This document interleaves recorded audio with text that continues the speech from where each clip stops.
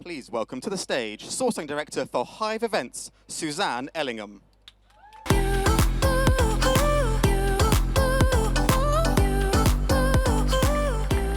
Hi everyone, welcome to the launch for Source Fashion. I hope all of you have helped yourself to a drink. I'm going to be talking for about 5 minutes and then we're all going to help ourselves to another drink. So thank you for coming today. So you may wonder, what are the sourcing events? Or what is Source Fashion and how does that differ from what we've done before? And the answer is that what we're going to do is create a platform that brings an entire range to life. So if you are a designer, a brand, a wholesaler, or somebody who's been importing fashion for a long time, you can walk into Source Fashion and create your range from the ground up. And for us, that's a special thing to be able to offer to the industry. Now, you may ask, obviously, we've been running Pure Origin for a few years, so how is Pure Origin going to evolve into Source Fashion?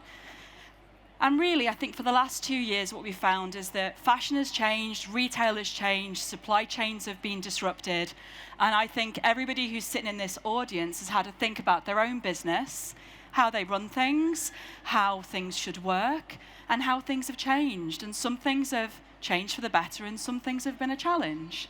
And what it's given us the chance to do is reflect as to how should we be producing our events? How should we be serving our industry and our community better? So we had obviously a little bit of a think, and then what was interesting is some research that's been published in the last 4 or 5 months has really cemented our direction of travel.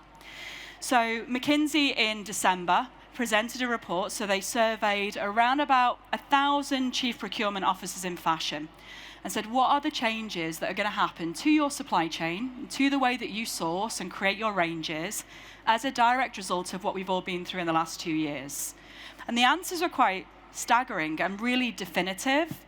So 92% of them are transforming their sourcing operations.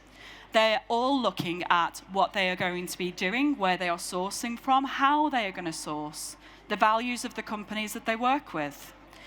And added to that, 93 of them are looking at their partnerships. So they're not just looking at what they're sourcing, they're looking at who they're sourcing from, and they're looking at where they source from. But obviously under a backdrop of travel, I don't know how many of you tried to get a flight in the last week. It's been a bit of a challenge. I can see some people laughing. Travel is hard. So again, when you're looking to transform your operations, and we're talking about some of the biggest fashion businesses in Europe and in the world, how do you do that? So the next thing that was interesting to us, and this was actually crystallized by WGSN last week, is when we look at our future consumers and what they want. So Gen Z account for around about 148 billion of spend, according to WGSN, and this really feels quite authentic from what we hear when we talk to the market. They are going to be buying better and they're going to be buying less. There is going to be a demand for simply better made products, better made clothes, things that are built to last. And what they're also interested in is the second life of products. So what we've got is a situation where consumers, and really if you're building a brand and you're thinking about your future strategy, you cannot ignore this under 24 demographic. In 5 or 10 years, if you've not moved in the direction of travel that they're going in, you will be left behind. So I think then the third thing, and the most simple and obvious thing, is that we have simply changed the way that we work, unless you work in a shop. If you work in a shop, then you're still going into your office 5 or 6 days a week. But for those of us who buy or who work 9 to 5, people just do not want to travel more. You know, we know buyers that used to be on trips to China every month or used to spend a good 6 weeks at a time in a region. They just do not have the appetite to do that anymore. So from our side, we thought, right, so if we're going to think about the way that we do business and all of these bigger picture macros are going on, and I could name many, many more, what do they want? So we went and asked them, and we spoke to quite a lot of them, but this is a highlight. And what they said was really simple.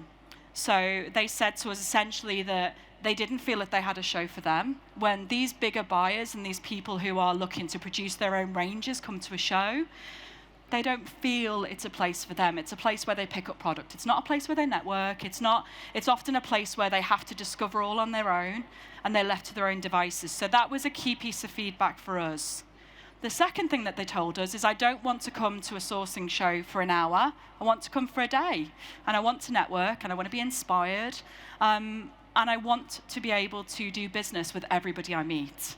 And one of the most staggering things that we found when we spoke to these buyers is the reality is most of them went to a show, fell in love with working with a product or a region, and then couldn't work with them because their values or their processes just simply didn't align with the way that they were doing business.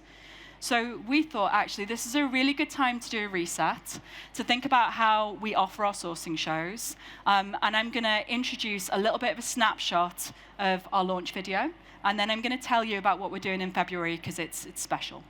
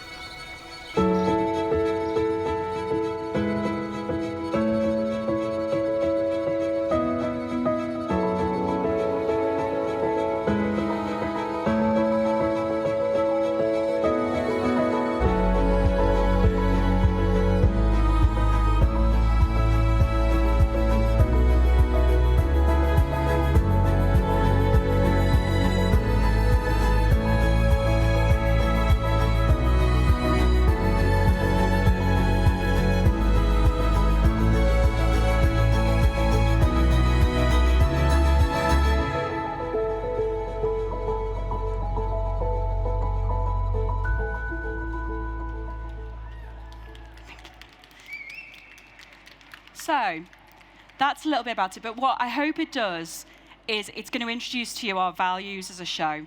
And what's incredibly important to us is when we think about sustainability, it's not a section, it's not a tag, it's the way that we do business. So we're building our show around 4 key values. Firstly, responsibility. We want to challenge buyers and manufacturers to do business better. And what we hear from buyers a lot is that they want to work with more sustainable manufacturers, and they want to work with people who work in better ways. We want to give them the choice to do that. So let's give them the choice, challenge them to source better. And the response just to that simple value has been exceptional. The next one is sustainability. So again, it's about looking at how we bring that circularity, that circular economy into our show to help people make better decisions from the start of their range. And again, what we're also looking to do is look at how we bring the best thinkers and the best people within the material sourcing industry together to share their experiences. This isn't just a show for us, we want to connect people.